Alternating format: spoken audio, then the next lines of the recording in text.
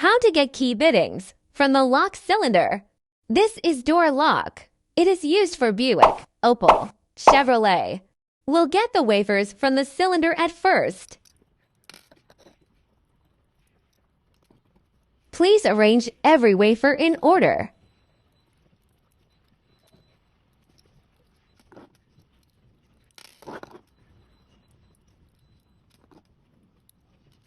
There are 8 wafers in all. Please watch the wafers carefully. Every wafer has figures on it. These figures are key bittings. Here we'll use 2m2tank CNC key cutting machine to get this key. Enter cut by bitting.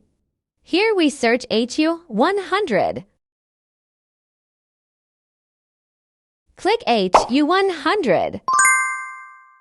Depending on the guide picture, we'll install the key blank on the clamp. Input the key bittings that we got from the lock wafers. If it's ready, please click OK.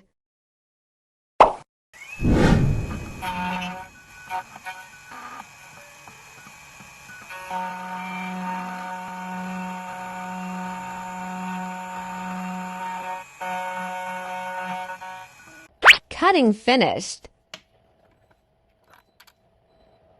It looks smooth. Trying to turn the lock.